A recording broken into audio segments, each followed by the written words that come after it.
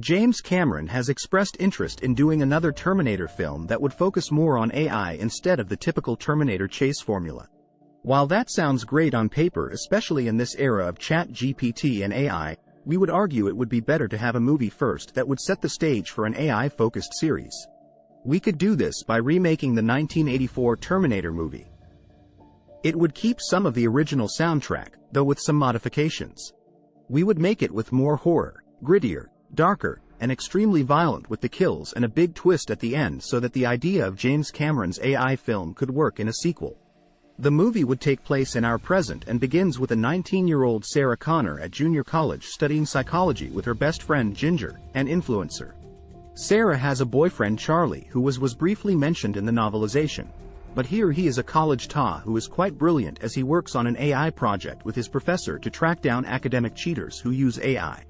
Charlie gets a little too obsessed with the project, even talking to it about his life and relationship with Sarah. We explore more of Sarah's life in the movie as she comes off as an introvert, but is really into music, mostly retro. She works part-time as a barista, and has an annoying coworker named Nancy whom she despises.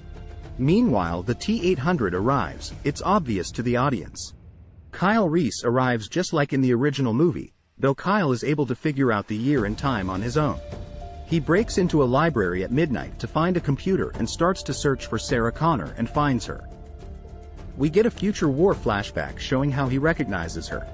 The T-800 starts to gather weapons and resources, breaking into an apartment and killing the residents on site. Its kills are frightening, brutal and bloody. It's larger and taller than the original. It starts to use their devices to try to find Sarah. The only thing it knows about Sarah is a pin injury and scar on her leg, an idea that existed in the original drafts of the 1984 movie. It goes on to hunt for the different Sarahs who live in LA. Sarah receives mysterious texts and phone calls from someone warning her of impending danger. At first, she dismisses them as pranks, but as the calls become more frequent, she starts to wonder if someone is following her. Ginger tells her about another Sarah Connor who was murdered in her home, which has her worried now. Charlie is working with his AI project. Through deep learning, the AI manages to connect to other global platforms to find cheats and quickly replicates itself across the campus, breaching records and campus security. As much as Charlie gets thrilled that he could actually cheat himself, he starts to get worried that maybe his AI project is going too far. Sarah shows up and Charlie, who forgot to meet with Sarah, leaves to meet with Ginger to see a new club. Suddenly, Sarah gets an alert on her phone that another Sarah Connor has died. Now she begins to get paranoid. Charlie tells Sarah it's probably nothing and that she shouldn't worry about it. She also feels like someone is following her as the audience can see Kyle around. Meanwhile, Kyle and the T-800 get closer, as they were able to see Ginger's social media account telling her fans that her friend Sarah would be with her at the club. Charlie finally reveals that the AI project was a mistake and that he's feeling guilty that maybe he started something he shouldn't have. The T-800 gets closer. It scans Sarah and doesn't find the pin injury, but it's not a priority. It doesn't hesitate as it moves in for the kill. However, Kyle blasts the T-800 as everyone panics and runs off. Kyle grabs a hold of Sarah and are on the run. The movie continues on a similar path as the original. Sarah doesn't believe Kyle, who tells her that in the year 2029 Skynet secretly launches a deadly virus. It was the first unexpected attack, because it thought that humans were destroying the planet. Kyle says, its thinking was like a child, but it began to get smarter and started to take over every institution. It manipulated people, found ways to harm them mentally, convinced one country to attack another. We finally realized what it was doing. We tried to pull the plug in 2037 and it launched nuclear weapons on all of us. For a split second it felt remorse, so it enslaved us for labor camps. Those who were helpless or born lame were terminated. Then one man taught us how to fight, who brought us back from the brink.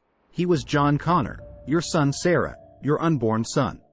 Charlie and Ginger meet with officers Traxler and Hal. Charlie mentions about how he saw the largeman just got back up after being shot down, and Ginger says the other guy took Sarah away. The police finally find Sarah and Kyle. Just like the first movie, Kyle is taken into custody and is questioned. Charlie and Ginger calm Sarah down. Sarah tells Charlie about what Kyle had said and starts to believe it himself. Ginger thinks it's crazy and that it was probably Kyle who murdered the other Sarahs.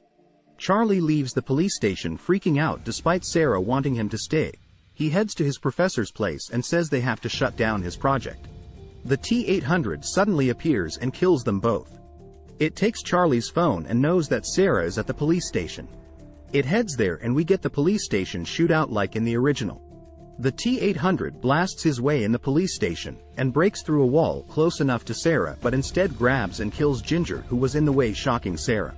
Sarah manages to find Kyle and they quickly run off. Traxler and Hal shoot the T-800, who fires back.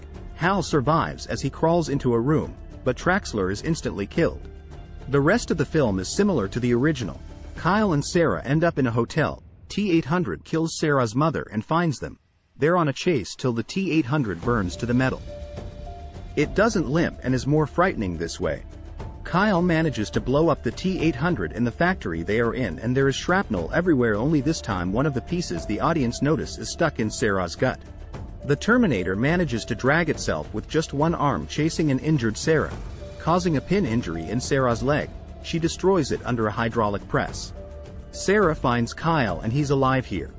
Months later, Sarah finds out she is unable to conceive due to the metal that was in her had a substance that causes infertility. She tells Kyle, who was waiting for her in a Jeep. Kyle says he failed, but Sarah says they should stop the future from happening, stop Skynet from ever existing. Despite Kyle being depressed, he finally agrees as they head off into the sunset. What did you think of this remake of The Terminator? Will it work for a modern audience? Comment below, like, subscribe, and thank you for watching In the Plot.